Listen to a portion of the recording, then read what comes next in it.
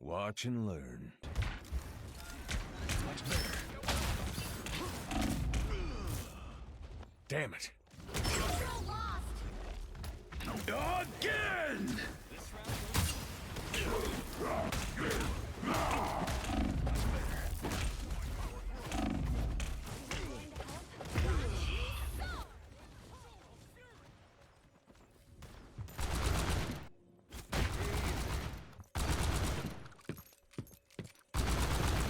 No move.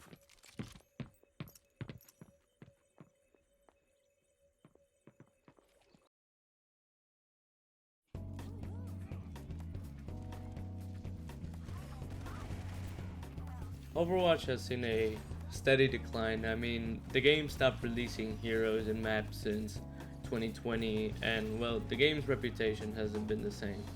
It was in an ever decline of both esports and in gaming as a whole, and obviously that was due to multiple reasons like COVID just affecting overall dev conditions, poor high management, blah blah blah. But the real kickers were the rug pull that they did to the audiences about the PvE, which was the whole reason why they put the number 2 right besides Overwatch.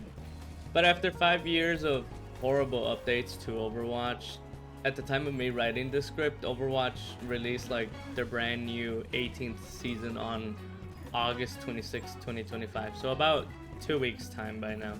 And let me say this season is probably the most enjoyable season Overwatch has released in years. I mean, they brought back so many core features that they never should have removed from begin with, but they did due to obviously poor marketing schemes. But like I said, they brought back loot boxes, they brought new progression systems and modes that I want to talk about in a bit. And listen, I've been a hardcore fan of Overwatch for like 7 years now, and finally seeing this game take steps into a better direction makes me want to play the game again, since it felt like if you were to play Overwatch about a year ago or a little less than a year and you weren't playing Marvel, you were kind of a weirdo. But I mean, besides that, the game has definitely improved since then, and I want to cover some of the things that is making this game reach the same numbers as Marvel Rivals right now, which is pretty fucking crazy.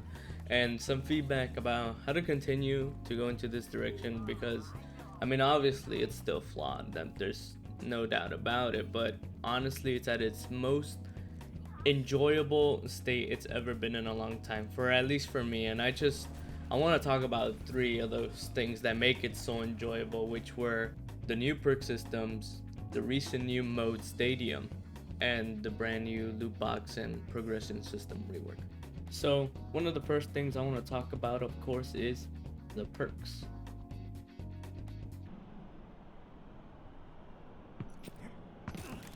So the perks in this game are actually really thought out well and fit with all the characters' unique traits and personalities. And in case you don't know, the perks are really simple to get. You play a hero, start at tier 1. Once you level to tier 2 by simply dealing damage, you get the option to choose between 2 perks that are permanent unless you switch off the hero. Then on tier 3, you get another 2 set of 2 perks. Only these tier 3 perks are usually big game changers. And while some of the perks given to some heroes just enhances the character's job, like Reinhardt's set of perks just make him swing faster on his final perk, there's some perks I don't see enough people talk about, like McCree's Silver Bullet and Bastion's Configuration Reload. When you take a look at Bastion's perks, it may not seem like much on the surface going into the character. You realize it helps Bastion play in a different level field, the way he has never been able to before. Let me explain what I mean. So this is our little Bastion right here for our test demonstration. Just simply using the perk, you can play in a sort of evasive way like Junkrat, tossing some nades from afar, shooting at anyone out of your range, and just getting a free pick. These perks are like subclasses in a way. They can transform your hero into a different subclass category. Kind of like TF2.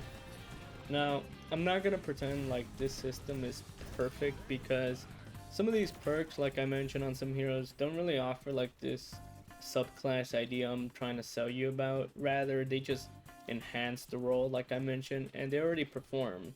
well enough like Genji, where he gets a heal per minute on deflect or lifesteal on his Dragon Blade. And while yes, those perks do come in handy, it doesn't give Genji a different way to dive or even deal with his already existing counters.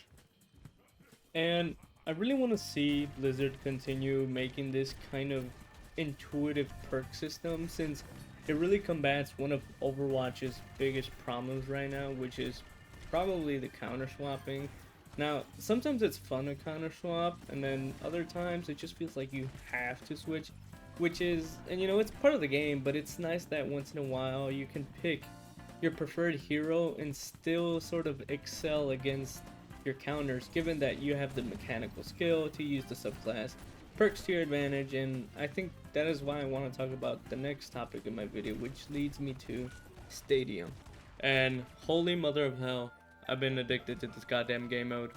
Now, there's a crap ton of abilities that I simply won't be able to cover in this video, but to give a general sense, any hero you choose has the potential to be built any way you want. So if you wanted to make your Reinhardt fly, you can fly. Want to make your fire strikes fucking one shot? There you fucking go. Want to really fuck the enemy? Get over 1000 HP and never die. This mode alone has made me just fall in love with Overwatch again, for the fact I just love playing McCree, and I'm able to just fan the hammer Andy as much as I fucking want.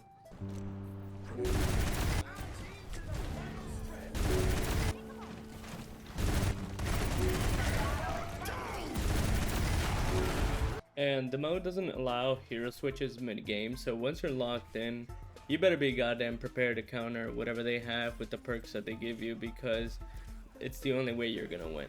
And man, some of the unique ones are just so busted. The only downside I could find about this mode is that it doesn't have enough heroes, but they're adding them progressively, so in due time. And holy cow, how infuriating it is when you finally are like 2-0 and the enemy team just makes an entire comeback.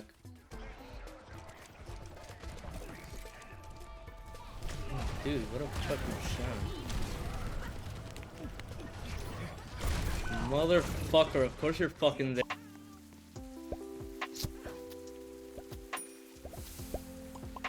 Other than that, the next thing that is so rewarding after finishing a long match is the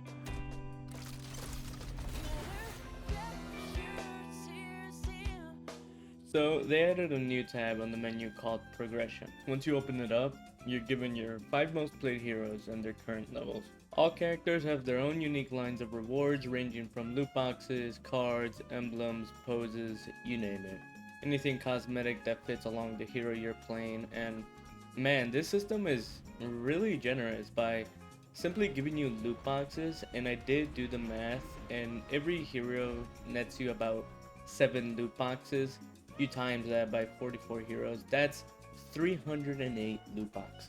And there are only more heroes on the way, not to mention the credits they give you as well. And again, I just really appreciate that they add this kind of system into the game, because it shows that your time and whichever character you invest is rewarded, either that be with the badges, the new frames that they added. These gold frames are given to you when you reach that certain level, and it just gives your character flair and just motivates you to really just play the game or whichever hero you're playing, and it shows what you're actually best at. So to sum everything up, we have the new perk systems that keep the game fresh, the new mode Stadium that adds a twist in making your loadout, and the loot box and rewards giving you reason to keep playing. And honestly, there's no better time to give Overwatch a second chance than right now. They honestly can't go anywhere but up, and I can only see better updates in the upcoming seasons. With that, I really appreciate you guys watching this video. If you guys did enjoy, please consider leaving any kind of comment, subscribing. I took a while making this one, and I have a lot of fun just making these videos, and only aspire to do better from here. And with that, I'll see you guys next time. See ya.